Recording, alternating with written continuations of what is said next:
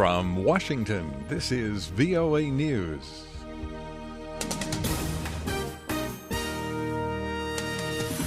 I'm David Forrest reporting more die at sea. The Save the Children aid group reports about 40 migrants may have drowned Sunday in the Mediterranean Sea when the rubber dinghy they were on either deflated or exploded as they tried to reach the coast of Italy. The humanitarian group said survivors of the accident reported that very many died when they fell into the sea. 2 weeks ago, 700 people died in one day. These are numbers equivalent of a war zone. Will Turner is with Doctors Without Borders. People were cramped in like sardines into this boat. We took over 3 hours to offload people, and the boat just never seemed to get emptier. There have been more than 1,750 deaths this year in the unrelenting stream of migrants. U.S. President Barack Obama has nominated Marine General Joseph Dunford as the next chairman of the Joint Chiefs of Staff. He will replace Army General Martin Dempsey as the nation's top uniformed military advisor. U.S. Secretary of State John Kerry arrived in Somalia today with promises of reopening the U.S. Embassy in the capital, Mogadishu, and the will to broaden U.S. assistance to Somalian security forces. The Islamic State militant group is claiming responsibility for Sunday's attack on a convention center outside of Dallas, Texas. The incident took place during a meeting where activities included a controversial cartoon contest depicting Muhammad, the founder of Islam. Any depiction of Muhammad is offensive to many Muslims. Police have identified the assailants in the attack as Elton Simpson and Nadir Sufi. They shared an apartment in the neighboring state of Arizona. This is VOA News. British voters will be going to the polls Thursday in an unusually complex multi-party parliamentary election.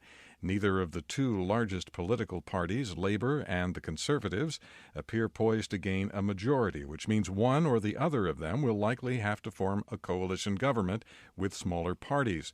Tom Mladzinski leads the polling company ComRes. Post-election, we're going to see all the parties enter into negotiations, whether it's Labour or the Conservatives with their prospective partners, Liberal Democrats and the SNP. David Cameron will stay in Downing Street until a deal is done.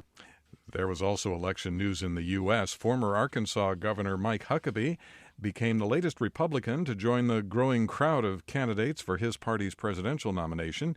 During his announcement speech in Hope, Arkansas, the governor took a hard line against terrorism. We will deal with jihadis just as we would deal with deadly snakes.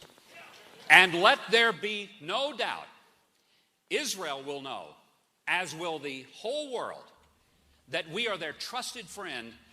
And the Ayatollahs of Iran will know that hell will freeze over before they get a nuclear weapon. Huckabee is popular with social conservatives. He is considered a long shot for the nomination. The United Nations is making a renewed effort to find a political solution to Syria's 4-year-old civil war as casualties continue to mount. Syria's warring parties have begun informal consultations with the UN Special Envoy on Syria. Lisa Schlein reports. Successive efforts to reach a peace accord have all ended in failure.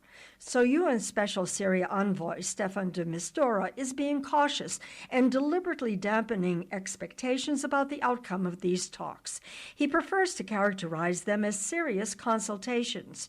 During the next 5 or 6 weeks, he says he and his deputy will engage in one-to-one structured discussions with as many actors involved in the Syrian conflict as possible.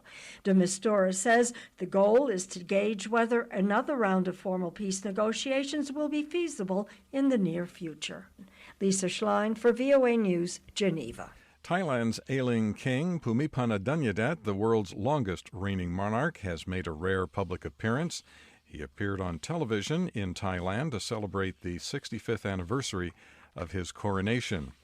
A strong earthquake shook Papua New Guinea on Tuesday, causing little damage. The U.S. Geological Survey says the 7.5 magnitude quake struck at a depth of 42 kilometers and was centered 130 kilometers south of the town of Kokopo on the island of New Britain. From the VOA News Center in Washington, I'm Dave DeForest. That's the latest world news from VOA.